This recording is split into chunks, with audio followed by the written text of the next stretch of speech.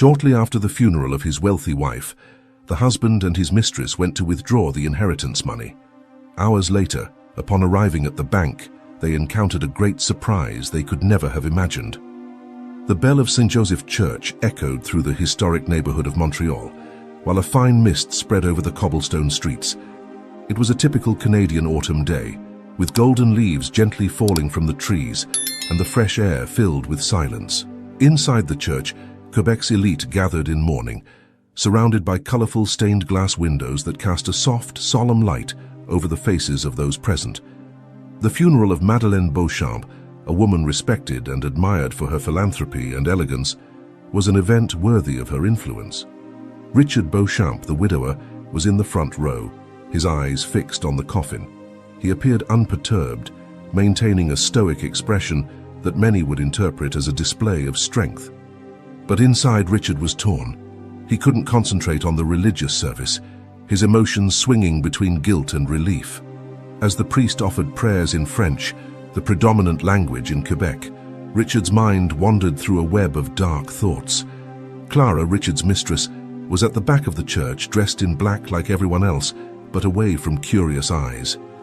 She maintained a serious demeanor, though her focus was on something entirely different. Clara didn't know Madeleine. She was there for a specific reason, and while she listened to the echo of the priest's words, her thoughts were directed towards the future. The weeks leading up to Madeleine's death had been tense.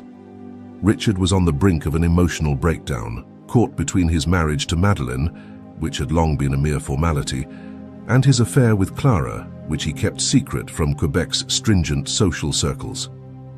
Clara, younger and ambitious, had no patience for Richard's caution. She saw Madeleine's death as an opportunity to rise socially and finally live the luxurious life she had always dreamed of. The funeral ended with the soft sound of the organ filling the space. As the guests began to disperse, Richard slowly stood up, feeling the weight of their gazes. He shook hands with friends and acquaintances, accepting their condolences with a mask of grief. Clara, in turn, waited patiently, knowing it wasn't the time to approach. Her moment would come soon. As the guests left for the cold Montreal air, Richard spotted Clara in the distance. For a brief moment their eyes met, but he quickly looked away. He knew he couldn't raise any suspicions, at least not now. However, both knew what needed to be done next. Without saying a word, Richard walked to the waiting car. Minutes later, as the last cars left the church parking lot, Clara discreetly approached and got into the same vehicle. The driver, hired for the occasion, showed no surprise. They drove silently through the streets of Montreal, a city seemingly oblivious to the whirlwind of emotions filling the car. The drive to the bank was short, but to Richard and Clara, it felt like an eternity. Every corner, every red light brought with it an emotional weight that grew increasingly unbearable. Richard kept his eyes fixed on the road, while Clara gazed out the window, observing the city's historic facades. She knew Montreal, but now the city seemed different, closer to her goals. Inside the car, the silence was broken only by the gentle hum of the engine and the distant noise of traffic. Clara finally broke the silence, her voice low and controlled. "Are you sure everything is ready?" she asked, not taking her eyes off the window. Richard took a moment to respond. His heart was racing, and he felt a slight pressure in his chest. It wasn't just nervousness about what was to come, but the weight of his choices, his lies beginning to accumulate. "It's all set," he replied, with a tone firmer than he actually felt. He had checked the documents repeatedly, verified every detail of the inheritance, and was confident that the money would be transferred without complications. Clara said nothing more. She knew Richard was dealing with complicated feelings, but to her, that didn't matter. What mattered was the money, the future she could build with it. Madeleine's death was just an inevitable step. Finally, the car stopped in front of the bank. It was an old financial institution located in Montreal's historic district, an imposing building with marble columns and an air of formality that intimidated anyone who passed by. The bank represented tradition and stability, but for Richard and Clara, it represented the final point of a carefully orchestrated plan. As Richard got out of the car, he looked up at the grey sky. The cold air made him shiver, and for a moment he felt the weight of it all come crashing down on him. He knew that from this moment on, his life would never be the same. Toronto, with its bright lights and fast pace, seemed a world away from Quebec, where Richard spent most of his life. It was there, amid business meetings and social events, that he first met Clara. They were at a gala event, one of those charity nights intended to raise funds for organizations. Richard, always accompanied by Madeleine, had attended such events for years, but that night he was alone. Madeleine had stayed in Quebec, occupied with her own commitments. Richard had never been the type of man to seek out adventures. He was always discreet, reserved, and his marriage, though emotionally distant, was stable and secure. However, when he first saw Clara, something in him changed. She was young, full of life, and her eyes conveyed an ambition he recognized from his younger days. It was as if he saw in Clara a reflection of what he had long lost: passion, enthusiasm for something new and unknown. Clara, on the other hand, knew exactly what she was doing. She had grown up in a middle-class family in Toronto, far from the social circles of Canada's elite. Intelligent and astute, she used her beauty and charisma to get close to influential men, always on the lookout for opportunities. Richard was older, but he was exactly the kind of man she was looking for: wealthy, powerful, and vulnerable. The age difference between them didn't bother her. In fact, it was a detail she knew how to use to her advantage. That night, amid glasses of champagne and superficial conversations, Clara managed to get close to Richard. She used charm, showed interest in his business, and, most importantly, in his personal life. Richard, used to dealing with opportunistic people, was intrigued. Clara was different. She seemed genuine, interested not only in what he could offer financially, but in his company as well. At least, that's what he believed. After that night, things progressed quickly. Richard began to travel more to Toronto, under the pretense of business, but in reality, his meetings with Clara became the real reason for his trips. They met in discreet hotels and restaurants away from the city center, always out of sight from those who might recognize him. For Richard, Clara was an escape from the monotony of his marriage to Madeleine. Clara, in turn, saw in Richard a chance to finally enter the world she had longed for. As the affair intensified, Richard began to feel the weight of guilt. He knew cheating on Madeleine was wrong, but the spark between him and his wife had been extinguished for years. Their marriage was sustained by social conventions and a solid financial partnership. Madeleine, descended from one of Quebec's most traditional families, brought with her a considerable fortune, and Richard had benefited from it. Still, the affection between them no longer existed. Clara pressured Richard to make she no longer wanted to be the woman hidden in the background, living in secret forever. Richard, on the other hand, hesitated. Leaving Madeleine meant risking his social standing, his business, and, more importantly, his financial stability. Madeleine controlled a significant portion of the family fortune, and Richard knew that if they separated, he would lose a large part of it. The relationship between Richard and Clara grew increasingly tense. She wanted more time, more money, more He, torn between desire and reason, began to realize that the affair that had started as a fling was becoming something much larger and more dangerous. But then, everything changed when Madeleine was diagnosed with a sudden and fatal illness. The news of Madeleine's illness surprised everyone, including Clara. Richard, however, saw the tragedy as an opportunity. Though emotionally shaken, he knew that if Madeleine died, he would inherit a large portion of her fortune, which would resolve his With this perspective in mind, he began to plan, ensuring that the will was in order and that the finances would be transferred to his name without complications.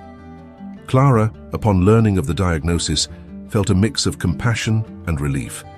She knew that with Madeleine's death, the path would be clear for her and Richard to live the life they had long planned. But at the same time, she began to notice the coldness with which Richard was handling the situation. To him, Madeleine's illness was an opportunity to solve his problems, and Clara realized she was dealing with a man willing to do whatever it took to achieve his goals. As Madeleine fought against the illness, Richard and Clara continued their meetings, now with more caution, knowing that the end was near. Richard began to prepare for the new phase of his life without Madeleine. Clara, in turn, started to dream about the wealth and status she would inherit alongside Richard. However, Madeleine was smarter than they both imagined. Although weakened, she noticed changes in Richard's behavior, and over the months of her illness, began to make her own plans. Without Richard knowing, she revised her will, with the help of her trusted lawyer, ensuring that her fortune would be allocated to something that reflected her values rather than her husband's selfish ambitions. When Madeleine finally passed away, Richard and Clara's plan seemed about to come to fruition. However, they were about to face a surprise that would change everything. The bank building in Montreal's historic district was imposing, with its marble columns and an air of solemnity that commanded respect. Richard and Clara walked through the large glass doors, accompanied by the muffled sound of their footsteps on the marble floor. The atmosphere inside the bank was calm, almost reverent, as if the very space demanded respectful behavior. Richard approached the main counter, where a clerk greeted them with a polite smile, unaware of the emotional turmoil unfolding between the couple. He presented his documents, ensuring that everything was in order for the withdrawal of Madeleine's inheritance. As they waited, the air in the bank felt dense, almost suffocating. Richard felt cold sweat trickle down his neck. Clara, meanwhile, maintained a controlled expression, though her eyes were fixed on the clock, counting every passing second. For her, this was the decisive moment. Minutes later, the bank manager, a middle-aged man with a serious demeanor, approached them. He greeted them politely, but his expression indicated something unusual. Richard frowned, disturbed by the man's formal and distant attitude. There was a tension in the air that did not fit with the simplicity of the task he was about to undertake. "Mr. Beauchamp," the manager began, adjusting his glasses on his nose, "there are some formalities we need to discuss regarding Mrs. Madeleine's inheritance." Richard, trying to hide his discomfort, nodded. "Of course, I'm aware of the formalities. We can proceed with the withdrawal, correct?" The manager hesitated for a moment, looking at the papers in his hands. He seemed to be weighing each word carefully, as if he were about to say something that would change the entire situation. "Unfortunately, Beauchamp, there has been a recent revision to Mrs. Madeleine's will. We need to discuss these changes before we can proceed with any transaction." These words were like a cold shower for Richard. He felt his body stiffen as he looked at Clara, who for the first time showed signs of nervousness. They both knew something was wrong, something they hadn't anticipated. "Revision," Richard repeated, trying to remain calm. "What are you talking about? I checked everything before Madeleine's death. The will was in order." The manager, still maintaining professional composure, adjusted the papers in his hands. "I understand, sir. However, Mrs. Madeleine made a final modification to her will shortly before she passed away. Her lawyer delivered the updated documents to the bank, and these changes directly affect the distribution of her inheritance." Richard felt the ground disappear beneath his feet. He was trying to process what he was hearing. How could this be possible? He had taken such care to ensure everything was in order, making sure nothing went wrong. And now, at the last moment, this unexpected modification was arising. Clara, on the other hand, looked at Richard, waiting for him to take action. She knew it depended on him to clarify the situation. The future they had both planned was on the edge of a precipice, and everything depended on the manager's next response. With a trembling voice but trying to maintain authority, Richard asked, "What were these changes?" The manager paused before responding, as if he knew that the revelation he was about to make would have a devastating impact. He took a deep breath and began to explain. "The late Mrs. Madeleine directed the majority of her fortune to a philanthropic foundation she established in secret over the past few months. The foundation will focus on social causes that were very important to her, such as education and the protection of women's rights." Clara gasped, incredulous, while Richard felt the weight of the revelation settle heavily on his shoulders. He could hardly believe what he was hearing. Madeleine, whom he thought had been oblivious to everything in her final months, had silently made the decision that would ruin his plans. "And what about my share?" Richard asked, almost in a whisper. The manager looked at the documents one last time before responding firmly. "You will receive a small amount intended to cover your personal expenses, but the bulk of the fortune has been redirected to the foundation." The room seemed to spin around Richard. He could barely comprehend how everything had gone so wrong. All the plans he and Clara had made crumbled in that moment. Madeline, even in her last days, had managed to prevail. Clara, beside Richard, was pale. Her dreams of wealth and social ascension had been destroyed in seconds. She looked at Richard, waiting for some kind of reaction, but all she found was a broken man, unable to cope with the blow he had just received. As the manager handed Richard the papers to sign, confirming his acceptance of the new conditions, he knew his life would never be the same. He had lost not only Madeline's fortune, but also any chance to control his own destiny from that point forward. Leaving the bank, Richard and Clara barely exchanged words. The shock of the revelation still reverberated between them like a painful echo. The cold wind of Montreal whipped their faces, but neither of them seemed to feel the temperature. Clara, now aware that her plan for social ascension had been ruined, began to process the situation with a mix of anger and despair. Richard, on the other hand, walked in silence, feeling increasingly sunk in a sea of regret and helplessness. When they got into the car, the silence was unbearable. Clara stared at Richard, hoping he would say something that might in some way reverse the situation. But he simply stared blankly, his hands trembling on the steering wheel, unable to face the reality surrounding him. "And now?" Clara finally broke the silence, her voice cold and harsh. "What are we going to do now, Richard?" Richard, still not shifting his gaze, took a deep breath before responding, his voice hoarse with fatigue. "There's nothing more to be done. Madeline made her choices. She left everything to the foundation. What I received barely covers basic expenses." Clara let out a bitter, incredulous laugh. "You're saying we're left with nothing? After everything we've been through, after all our plans?" Richard finally looked at her, and the weight of his failure was visible in his eyes. "I didn't know, Clara. She did this without my knowledge, and now it's all over." Clara stared at him for a long moment, trying to find some spark of hope. But as the seconds passed, she realized there was no way forward. Her gaze shifted from frustration to pure rage. "So what are you saying? That all the time I spent with you was wasted? That I gave up everything, my freedom, my plans, my life, for nothing?" Richard tried to respond, but the words caught in his throat. He knew, in a way, that Clara was right. He had promised her a life of luxury, comfort, and power, and now he had nothing to offer. All he could offer at that moment was the harsh truth. "Clara, I don't know what to say. I thought everything was under control, but Madeline was always one step ahead of me." Clara looked at him with a mix of disdain and disappointment. Everything she had dreamed of with him, the trips, the luxurious house, the comfortable life away from society's judging eyes, now seemed like a cruel joke. And the person she blamed for that was standing right in front of her. "You're a failure, Richard," she spat, her voice laced with venom. "A pathetic failure." Those words hit Richard like a punch to the stomach. He knew Clara saw him merely as a means to achieve her own goals, but hearing it so directly was still devastating. He didn't try to defend himself or argue. He knew she was ready to leave. Clara, realizing there was nothing more to gain from staying with him, abruptly turned and opened the car door. Richard tried to call out to her, but his voice failed him.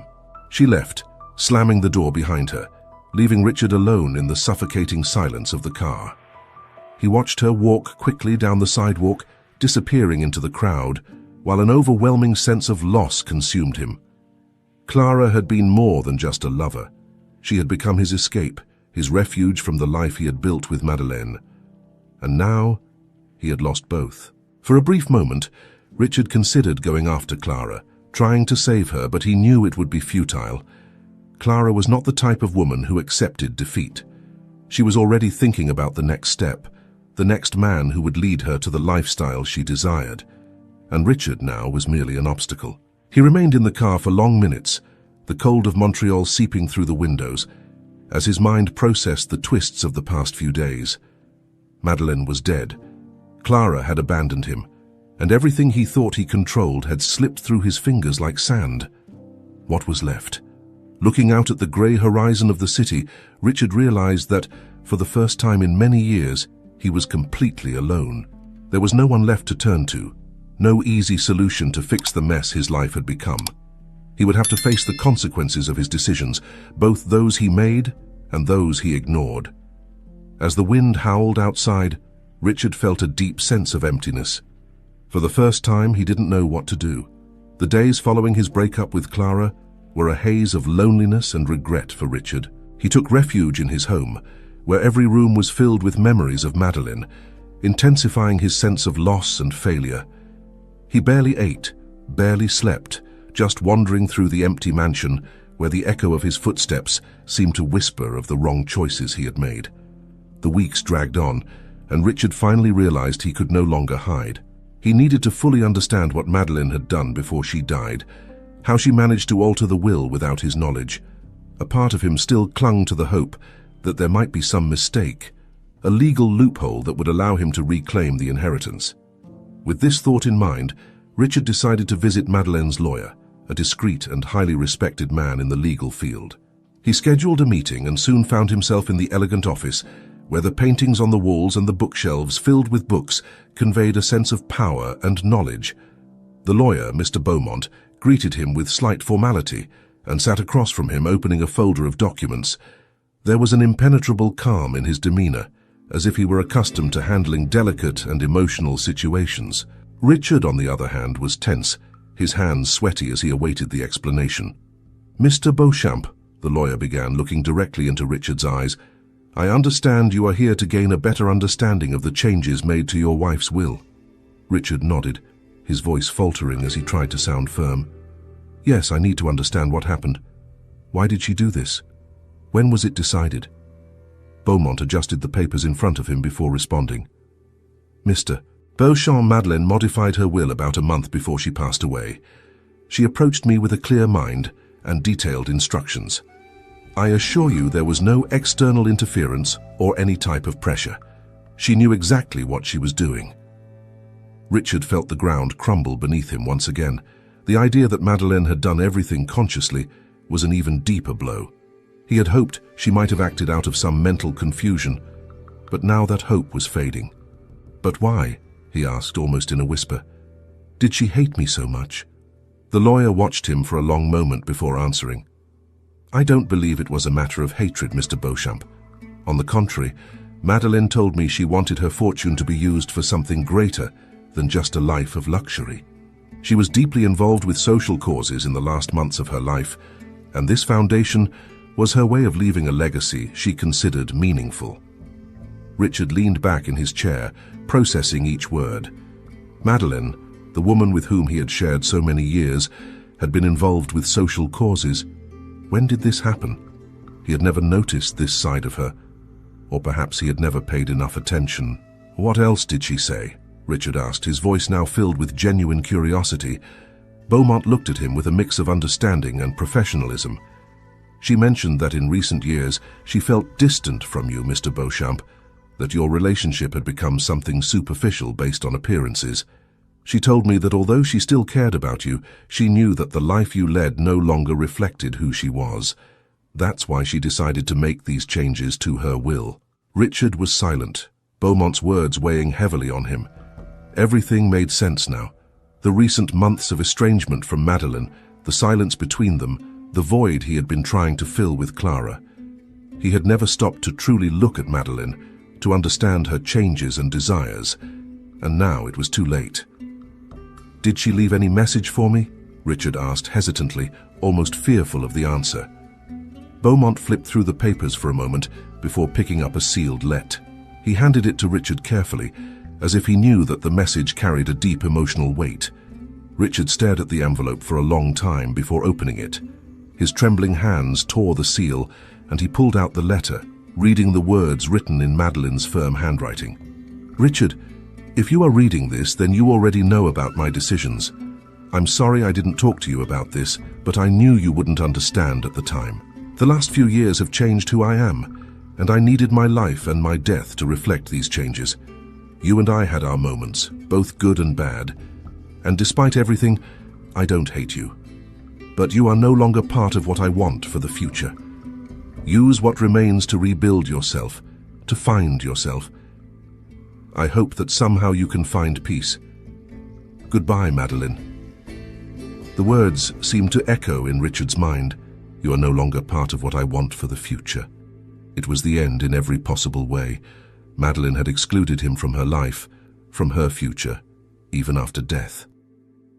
Richard closed his eyes, holding the letter tightly. He had lost everything, not just the fortune, but also the chance for redemption with Madeline. She had moved on even before she passed away, while he remained trapped in a cycle of greed and superficiality. Beaumont, respecting the moment of silence, waited until Richard was ready to speak again. "And now?" Richard asked, his voice sounding defeated. "Now, Mr. Beauchamp, it's up to you to decide what to do with what remains." Richard knew the fortune was out of reach, but perhaps, just perhaps, there was something he could salvage, something within himself. He stood up from the chair, putting the letter in his coat pocket, and thanked Beaumont with a firm handshake. As he left the office, the cold Montreal breeze hit him again, but this time he felt it differently. For the first time in weeks, Richard realized he needed to face his life head-on. There was no more Clara, no more Madeline, just him, with his mistakes and the possibility of someday rebuilding something new. The days following the meeting with the lawyer were silent, but strangely clarifying for Richard. He began to accept that the life he had planned with Clara and the financial security provided by Madeline had vanished. More than ever, he needed to face the consequences of his choices. However, a part of his past still haunted him, the distant relationship with his daughter Sophie. Since the funeral, Sophie had remained distant, avoiding any significant contact with Richard. This was nothing new. The relationship between father and daughter had always been marked by silence, misunderstandings, and a distance that seemed impossible to overcome. Sophie had never fully accepted her parents' marriage, especially after Richard's betrayals became a poorly kept secret. Now more than ever, Richard felt the need to correct, or at least try to rebuild, what remained of his relationship with his daughter. He knew that Sophie, being his only blood family, represented the last. If he wanted to find some form of redemption, he needed to start with her. Richard hesitated for several days before finally picking up the phone and calling Sophie. The phone rang several times before going to voicemail. He tried again and again, until finally Sophie answered. "Dad?" Her voice on the other end was distant and cold, but there was a hint of curiosity in her question. Richard knew Sophie wasn't expecting to hear from him. "Sophie," he began, his voice slightly trembling. "We need to talk, please. I know things between us have never been easy, but I'd like to at least try to make things right. Can we meet?" There was a long silence on the other end of the line. Richard could almost hear Sophie's thoughts swirling, weighing whether to accept or not. He held his breath, waiting for her response. "All right," she finally replied, with little emotion. "But that doesn't mean I'm going to forgive you." "I know," Richard said, a slight relief washing over him. "I just want a chance to explain." They arranged to meet at a small cafe in downtown Montreal. It was a neutral location, away from the house where Richard and Madeline had lived and which carried so many memories. Richard arrived early, anxious and restless, watching the street scene through the cafe's large windows. When Sophie finally appeared, he barely recognized her at first. Sophie, now 27, looked like a completely independent woman. Her long brown hair was pulled up in a bun, and her face expressed a mix of fatigue and coldness. She wore a heavy coat to shield herself from the cold, and seeing her made Richard realize how many important moments of her life he had missed. He barely knew the woman sitting across from him now. "Hi, Sophie," he said, trying to sound warm. She gave a slight nod, but her expression remained impassive. "You said you wanted to talk, so here I am." Richard took a deep breath, trying to find the right words. He didn't know where to start, so he decided to be as honest as possible. "I know I've made many mistakes. I know our relationship was never good, and part of that is my fault. But I wanted to see you, at least try to explain what happened." "With your mother, with all of this?" Sophie crossed her arms, watching him intently. "Do you think this will change anything? What happened is in the past. You betrayed Mom for years, Richard. I know everything. And now you come here, expecting what? That I'll just forgive and forget? Richard felt the impact of her words, but he knew he couldn't give up so easily. "I'm not expecting you to forgive me, Sophie. I just want you to understand. I've lost everything. Your mother knew more than I imagined. She knew about my mistakes and decided, despite everything, to go through with her plan. There's nothing left for me, and honestly, I don't know if I deserve anything." Sophie looked at him with narrowed eyes, trying to gauge the sincerity of his words. "And what does that have to do with me?" Richard hesitated, feeling the weight of what he was about to say. "I just wanted a chance to redeem myself, to show you that despite everything, I'm still your father, and that I care about you." Sophie let out a bitter laugh, disbelieving. "Care? Dad, you never cared about me. I was just a background figure in your life, a pawn you ignored while you followed your own plans. What's changed now?" Richard shrank, but he knew she was right. Sophie had been neglected by him, a constant presence but often invisible in his life. He had never given her the attention she deserved. "I know, Sophie. I know I was wrong. But now all I have left is to try to fix what I can.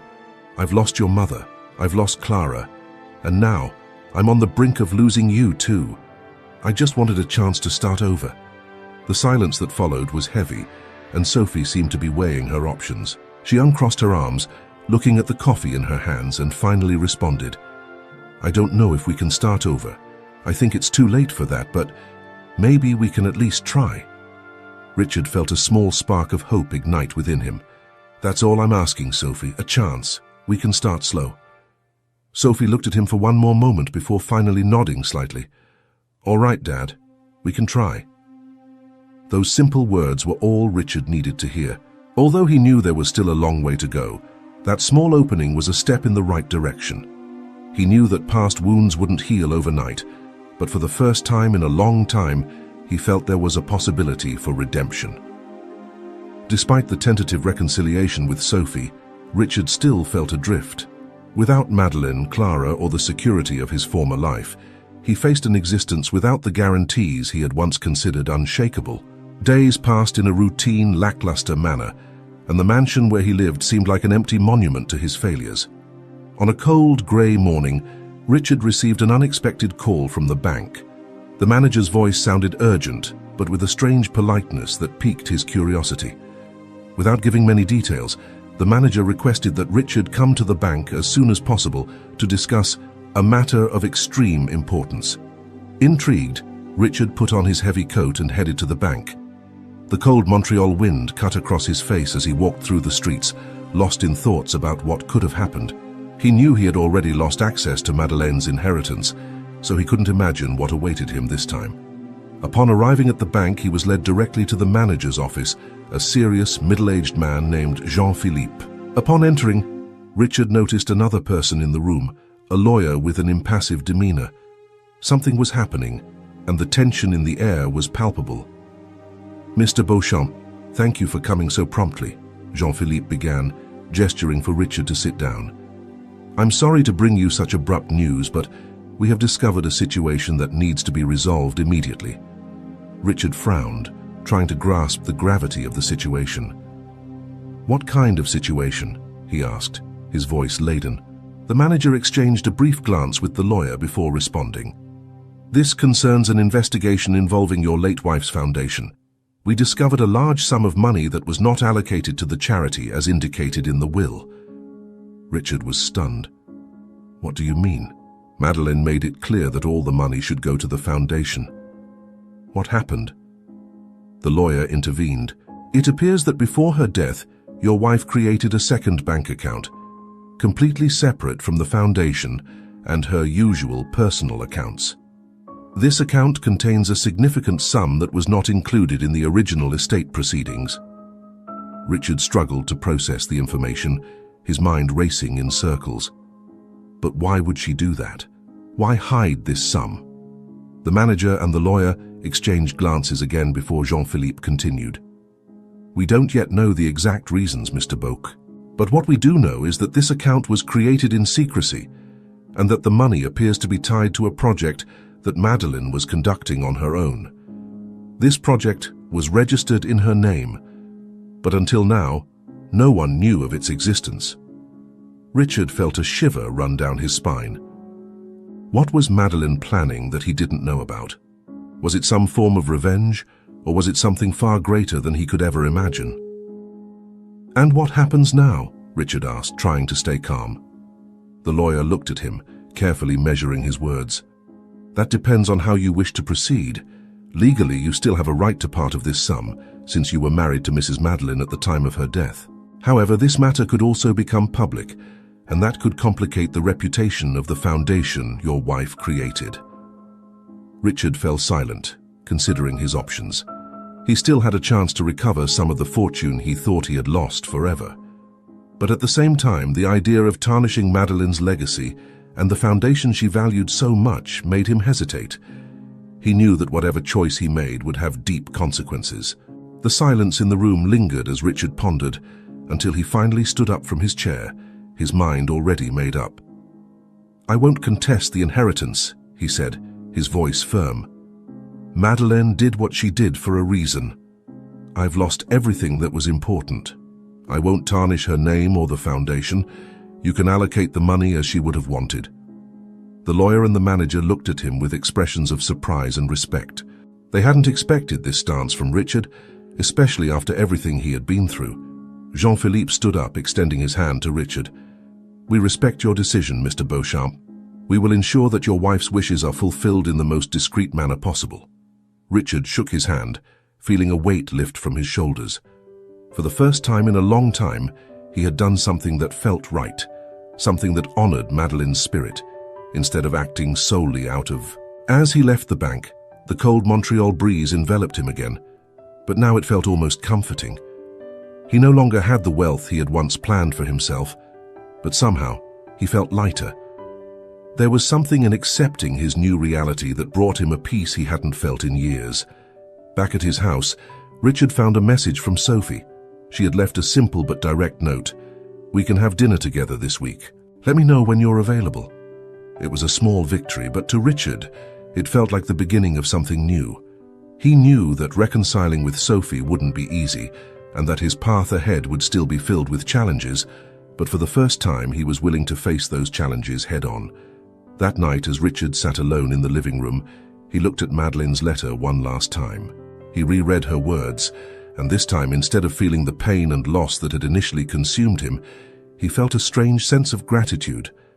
Madeleine had freed him from a life he perhaps should never have chosen, and now, with the end of this painful chapter, Richard finally felt that he could start writing a new one, a chapter where the choices he made would be his own, without the shadow of greed or regret. Winter in Montreal was beginning to show signs of spring. The streets were starting to be filled with small flowers defying the cold, and Richard noticed the changes around him with a new kind of perception. After his recent decisions, he felt that, in a way, he was beginning to emerge from the shadows of his own life. The night of the dinner with Sophie arrived quickly. Richard was nervous, not only about the opportunity to reconnect with his daughter, but also about the possibility that this night could be a new starting point for both of them. He had made an effort to prepare a simple yet elegant dinner, reflecting his desire to create a comfortable and welcoming environment. When Sophie arrived, Richard greeted her at the door with a genuine smile, something he hadn't easily displayed in a long time. Sophie looked more relaxed than in their previous meetings, dressed casually yet elegantly. She brought with her a bottle of wine, a gesture that, although simple, made Richard feel that there was a real openness to a new beginning. "Hi, Dad," she said, handing over the bottle. "I hope this is acceptable." Richard smiled and accepted the bottle, feeling relieved as he realized the atmosphere was beginning to feel more natural. "It's perfect. Come in. Let's sit down. Dinner is almost ready." Sophie went to the table, where the setting was simple but welcoming. The soft lighting and classical music in the background helped create a calm atmosphere. Richard noticed that Sophie was observing the details with a subtle interest, which he took as a positive sign. As Richard served dinner, they talked about trivial matters, trying to avoid emotionally charged topics. Richard discovered that Sophie was involved in an environmental research project at university, something that made her GLE. It was a facet of his daughter he had never known so deeply. "That sounds amazing, Sophie," Richard commented, genuinely impressed. "I didn't know you had this interest." She smiled, a look of satisfaction and pride on her face. Yes, it's something I'm really passionate about. I've learned a lot and hope we can make a real difference. The dinner proceeded with a conversation that flowed more smoothly than Richard had expected. Sophie seemed relaxed, and the exchanges between father and daughter were less tense than in their previous meetings. They discussed the impact of climate change, the challenges of university life, and even some personal topics, like childhood memories. After dinner, while Richard and Sophie were in the living room, the conversation began to turn towards more personal matters. Richard felt that the opportunity to touch on deeper topics had arrived. "Sophie, I really want you to know how sorry I am for everything that happened between us," Richard began, his voice a bit hesitant. "I know I failed as a father and as a husband, and that these failures affected our family in ways I never fully understood." Sophie looked at him with an expression that mixed caution and understanding. "I appreciate your words, Dad, but what matters now is what we do from here. I don't want to live in the past, and I know you don't want to either." Richard nodded, feeling a sense of relief. "Yes, I agree. I want us to start building something new. I don't know what the future holds, but I'm willing to do my best to be a better father and be present for you." Sophie smiled softly, and Richard noticed a slight change in her gaze. Maybe, just maybe, there was a real possibility of rebuilding the relationship they had lost. "That means a lot to me, Dad," Sophie said. "I know the path won't be easy, but I'm willing to try too." They hugged, a simple gesture but full of meaning. Richard felt that he had taken a significant step towards a new phase in his life. Although the path ahead was still uncertain, he felt more prepared to face it with a new perspective. In the following days, Richard continued to adjust to his new reality. He became more actively involved with the foundation that Madeleine had created, helping to ensure that her legacy was honored in the way she had intended. The work was challenging but also rewarding, and Richard felt that he was contributing to something greater than himself. He also made a conscious effort to reconnect with Sophie, spending more time with her and supporting her projects. Although he could not erase the past, he was determined to create a future where they could have a healthy and meaningful relationship. Spring arrived in Montreal, bringing with it a revival of colors and life. Richard observed the changes around him with a renewed sense of hope. He knew there was still much to be done to repair the damage of the past, but he was ready to face the challenges with a new perspective and a more open heart. As he walked through the city streets, Richard reflected on the lessons he had learned. He realized that the true value of life was not in material wealth, but in the relationships we build and the way we choose to live. And by facing his future with a more humble and conscious attitude, he found a form of peace that had previously seemed out of reach. Ultimately, Richard understood that life was a journey filled with ups and downs, and that the true measure of success was the ability to learn from mistakes and continue to seek truth and connection with those we love. And so, with the arrival of spring, Richard felt that he was finally ready to write the next chapter of his life. If this story touched your heart and you want to keep experiencing more inspiring and emotional tales, don't miss our upcoming videos.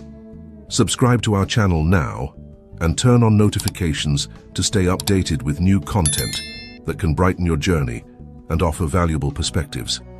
Join us and continue exploring stories that make a difference. I'm sure the next video that appears on your screen will touch you as well, so click on it now and I'll see you there.